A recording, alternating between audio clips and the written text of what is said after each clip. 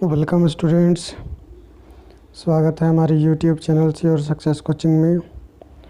और आज मैं आपके समक्ष 10वीं वर्ग की जो पहला अध्याय हमारा है रासायनिक अभिक्रियाएं और समीकरण, उससे संबंधित जो भी महत्वपूर्ण प्रश्न है या इस चैप्टर के जो टॉपिक से मिलते जुलते जो प्रश्न हैं, मैं उसको पूर्ण रूप से वन शॉट वीडियो बनाने जा रहा हूं। और इसमें मैं चाहता हूं कि जो भी स्टूडेंट्स इस वीडियो को देखें वो ज़्यादा से ज़्यादा इस वीडियो को अपने दोस्तों में शेयर करें और हमारा हौसला बढ़ाएं, ताकि आगे चल कर के मैं और भी आपके लिए वीडियो बना सकूं। और जब हमारा हौसला बढ़ेगा तो मैं और भी अन्य तरीक़ों से आपके लिए कंटेंट लाऊंगा और आपके लिए जो भी समस्याएं हैं पढ़ाई लिखाई से उसको दूर करने का प्रयास करूंगा। तो इसी पर हम चल रहे हैं अभी कि ये क्लास 10 का जो चैप्टर हमारा है उसी को हम चलते हैं समझा रहे हैं और उसी को आपको समक्ष पेश करने की कोशिश करेंगे और इसी को आपको बतलाने की कोशिश करना है हमको, क्योंकि ये जो हमारा चैप्टर 1 है इसका एक जो कंप्लीट जो सॉल्यूशन है उसको आप किस प्रकार से इसका आप PDF बना सकते हैं या किस प्रकार से आप इसका जो फेयर कॉपी बना सकते हैं, ताकि आपको एग्ज़ाम में किसी प्रकार की समस्या ना हो। उसी को लेकर के मैं ये वीडियो बना रहा हूँ। तो इसमें सबसे पहला दिया हुआ है कि पहला जो हमारा ऐसे परिवर्तन जिनमें नए गुणों वाले पदार्थों का निर्माण होता है उसे रासायनिक अभिक्रिया कहते हैं।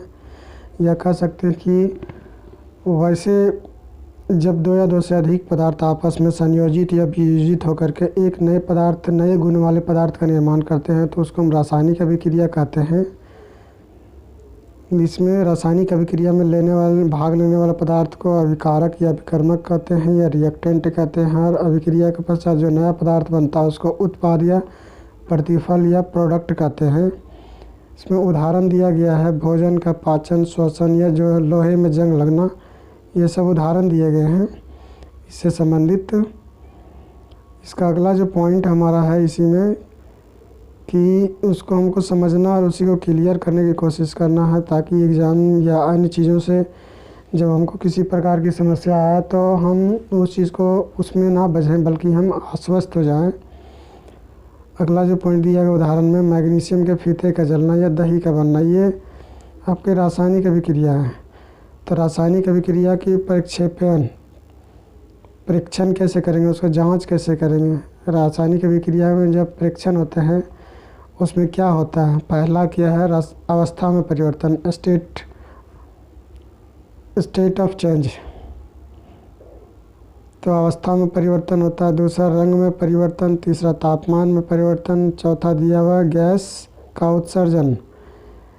इसके अलावा जो है इसमें दिया हुआ है कि रासायनिक परिवर्तन को प्रदर्शित करना। तो रासायनिक परिवर्तन को प्रदर्शित करने के लिए हम सबसे पहले क्या करेंगे, शब्द समीकरण होता है, शब्द समीकरण हम लेते हैं। उसके बाद LHS, इसके बाद RHS। और रासायनिक अभिक्रिया जैसे यहाँ पे दिया हुआ हमको दिया गया है कि Z+H2SO4 जिंक सल्फेट। तो इसमें जो अभिक्रिया दिए हैं जैसे जिंक की अभिक्रिया जब हम हाइड्रोजन सल्फेट या सल्फ्यूरिक अम्ल के साथ कराते हैं तो जिंक सल्फेट का निर्माण होता है और हाइड्रोजन गैस देता है। तो ये रासायनिक समीकरण है। किसी भी तत्व को या यौगिक को उसके प्रतीकों या चिन्हों में या सिंबल के रूप में दर्शाना या नोटिफाई करना रासायनिक समीकरण है। इसमें अगला है रासायनिक समीकरण के बारे में लिख दिया हुआ है कि रासायनिक समीकरण क्या है। रासायनिक अभिक्रिया रासायनिक समीकरण द्वारा निरूपित की जाती है। रासायनिक समीकरण में तत्वों के प्रतीक या विकारक और उत्पादों के रासायनिक सूत्र उसकी भौतिक अवस्था के साथ लिखे जाते हैं। रासायनिक अभिक्रिया में आवश्यक परिस्थितियाँ जैसे ताप, दाब, उत्प्रेरक आदि को तीर के निशान के ऊपर या नीचे दर्शाया जाता है। इसके बाद अगला पॉइंट हमारा जो दिया गया रासायनिक अभिक्रिया को संतुलित करना। तो रासायनिक अभिक्रिया को संतुलित करने के लिए हम क्या करेंगे? तो रासायनिक अभिक्रिया को संतुलित करना, द्रव्यमान संरक्षण का नियम या रासायनिक अभिक्रिया को संतुलित करना एक ही चीज़ है। किसी भी रासायनिक अभिक्रिया में द्रव्यमान का तो ना तो निर्माण होता है ना ही विनाश होता है। रासायनिक अभिक्रिया के पहले अभिकारक एवं उसके पश्चात उत्पाद, प्रत्येक तत्व के परमाणुओं की समान संख्या होनी चाहिए। पहला दिया हीट एंड ट्रायल मेथड, चरणबद्ध संतुलित करना। तो इसमें चरणबद्ध संतुलित करने के लिए हम क्या करेंगे? सबसे पहले दिया कि आयरन की अभिक्रिया जब हम जल के साथ कराते हैं तो फेरिक ऑक्साइड और हाइड्रोजन गैस का निर्माण होता है।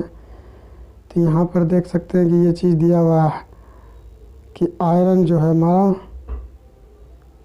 आयरन यहाँ 1 है तो यहाँ पर आयरन की संख्या 1 है, हाइड्रोजन 2 है तो यहाँ हाइड्रोजन की संख्या यहाँ 2 दिया हुआ है, ऑक्सीजन 1 है तो ऑक्सीजन की संख्या यहाँ पर 1 दिया हुआ है। उसी प्रकार इधर दिया है, जिसे देने के बाद इसका बैलेंस किया गया है, बैलेंस करके यहाँ पे इसको दिखला दिया गया है यहाँ पे। अब आते हैं रासायनिक अभिक्रिया के प्रकार हम।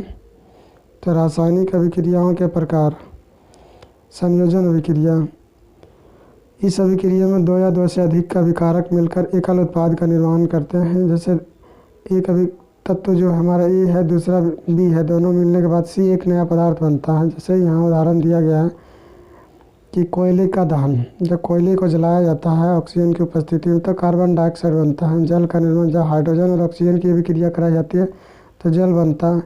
इसी प्रकार कली चूना की अभिक्रिया जब जल के साथ कराते हैं तो बुझा हुआ चूना या कैल्शियम हाइड्रोक्साइड का निर्माण होता है। अगला पॉइंट इसमें दिया कि ऊष्माक्षेपी अभिक्रिया किसे कहते हैं? तो ऊष्माक्षेपी अभिक्रिया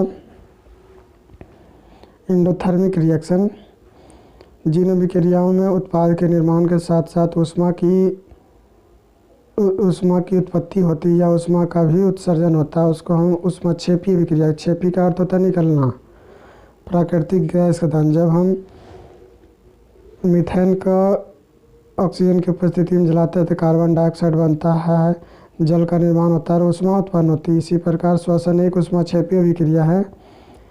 जब कार्बोहाइड्रेट की अभिक्रिया ऑक्सीजन के साथ होती है तो कार्बन डाइऑक्साइड बनता है, हाइड्रोजन जल बनता है और ऊष्मा देता है। अगला दिया गया कि वियोजन अभिक्रिया क्या है? जब 2 या 2 से अधिक, जब एकल अभिकारक या एकल उत्पाद टूटकर, एकल अभिकारक टूटकर 2 या 2 से अधिक उत्पाद का निर्माण करता है तो उसको हम वियोजन अभिक्रिया कहते हैं। वियोजन अर्थात टूटना। जब हम इसमें पहला दिया है कि वियोजन की अभिक्रिया के प्रकार किन किन कारणों से, तो ऊष्मा द्वारा किया गया वियोजन गर्मी देने से टूट जाता है। जैसे यहाँ पे दिया है गर्मी देने पर कौन कौन सा तत्व या यौगिक टूटता है, तो फेरिक ऑक्साइड जो है, फेरस ऑक्साइड जो है, इसको ऊष्मा देते हैं। यहाँ पे देख रहे हैं कैटलिस्ट के रूप में, उत्प्रेरक के रूप में ऊष्मा है तो फेरिक ऑक्साइड बनता है, सल्फर डाइऑक्साइड बनता है और सल्फर ट्राइऑक्साइड का निर्माण होता है। फेरिक ऑक्साइड का रंग यहाँ पे भूरा लाल रंग का होता है।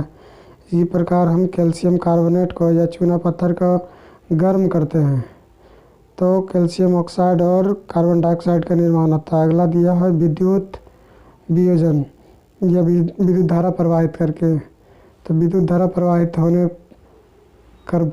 कर होने वाला वियोजन, उदाहरण दिया गया है कि जब जल H2O या हाइड्रोजन ऑक्साइड जो लिक्विड रूप में होता है उसमें हम विद्युत धारा का प्रवाह करते हैं, इलेक्ट्रोलिसिस करते हैं इसका, तो हाइड्रोजन और ऑक्सीजन 2 अलग अलग तत्वों में विभक्त हो जाता है।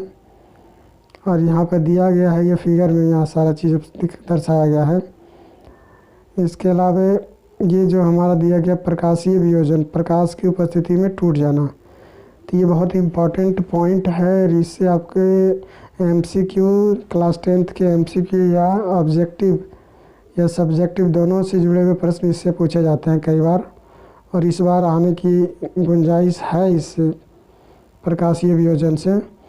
तो सूर्य के प्रकाश की उपस्थिति में होने वाला वियोजन, तो जब हम सिल्वर क्लोराइड की अभिक्रिया, सिल्वर क्लोराइड जो होता है तत्व यौगिक, उसको सूरज की प्रकाश उस पर देते हैं, उसमें देते हैं, तो वो सूरज की प्रकाश मिलने की वजह से चांदी में और क्लोरीन दो अलग अलग तत्वों में विभक्त हो जाता है। इसी प्रकार सिल्वर ब्रोमाइड को जब उत्प्रेरक का कार्य यहाँ पर कौन कर रहा है, सूरज का प्रकाश, तो वो चांदी और ब्रोमीन दो अलग अलग तत्वों में विभक्त हो जाता है। इस अभिक्रिया का उपयोग श्याम श्वेत फोटोग्राफी में होता है। अगला पॉइंट हमारा है ऊष्मा शोषी अभिक्रिया। तो ऊष्मा इंडोथर्मिक रिएक्शन इसको कह सकते हैं, इंडोथर्मिक रिएक्शन। तो जिन अभिक्रियाओं में अभिकारकों को तोड़ने के लिए ऊष्मा, प्रकाश या विद्युत ऊर्जा की आवश्यकता होती है उसको ऊष्मा शोषी अभिक्रिया कहते हैं। अर्थात जिन अभिक्रियाओं के लिए ऊर्जा चाहिए, गर्मी चाहिए, तभी वो क्रिया हो पाएगी, उसको ऊष्मा शोषी अभिक्रिया कहते हैं। पहला इसका दिया विस्थापन अभिक्रिया। तो विस्थापन अभिक्रिया को कह सकते हैं डिस्प्लेसमेंट रिएक्शन। इन अभिक्रिया में अधिक अभिक्रियाशील तत्व कम अभिक्रियाशील तत्व को उसके यौगिक से विस्थापित कर देता है। आयरन की अभिक्रिया जब हम कॉपर सल्फेट के साथ करते हैं तो आयरन कॉपर को उसके स्थान से हटा करके उसके जगह पर बैठ जाता है और आयरन सल्फेट का निर्माण करता है, कॉपर को विस्थापित कर देता है।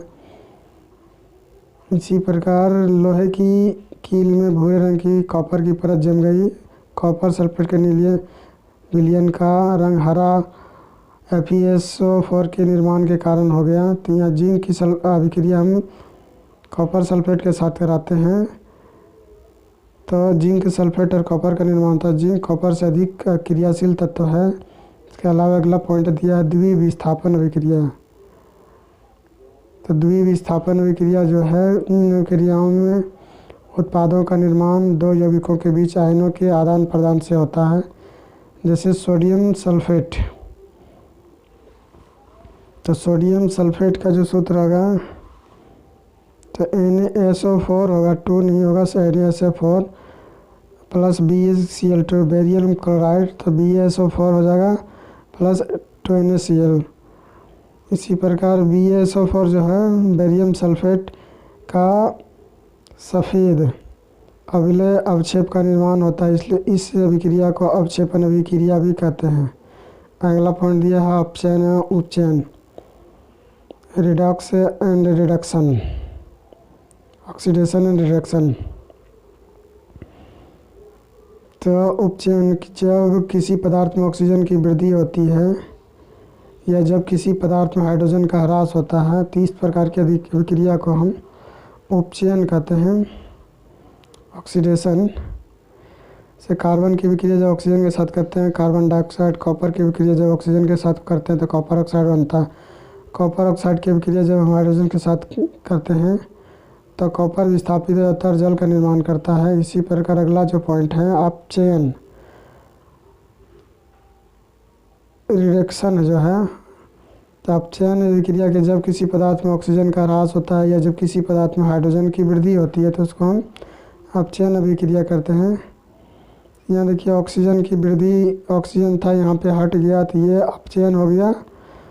यहाँ ऑक्सीजन नहीं था, यहाँ ऑक्सीजन जुट गया, तो ये जुट गया तो ऑक्सीजन का वृद्धि हुआ। वृद्धि जब होता है तो वो उपचयन होता है।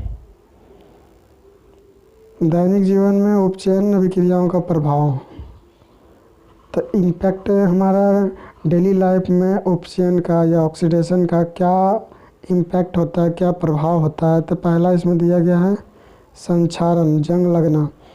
जब कोई धातु आर्द्रता, अम्ल आदि के संपर्क में आती है जिससे धातु की ऊपरी परत कमज़ोर हो, संक्षारित हो जाता है, उसको हम संक्षारण कहते हैं। कोरोजन या रस्टिंग कहते हैं। पहला दिया लोहे की वस्तुओं पर जंग लगना, चांदी के ऊपर काली परत, तांबे के ऊपर हरी परत चढ़ना संक्षारण के उदाहरण है। यसद लेपन, विद्युत लेपन, पेंट करके संक्षारण से धातुओं को बचाया जा सकता है। तीसरा दिया विकृत गंधता, रेंसिडिटी। रेंसिडिटी क्या है? वसायुक्त या तैलीय खाद्य सामग्री को वायु के संपर्क में आने पर उपचयित हो जाते हैं जिससे उसका स्वाद और गंध में परिवर्तन हो जाता है। इसे हम विकृत गंधिता कहते हैं। विकृत गंधिता, विकृत मतलब होती है खराबी, गंधिता मतलब दुर्गंध होना। जब किसी खराबी की वजह से खाने में दुर्गंध आने लगती है उसको हम विकृत गंधिता कहते हैं।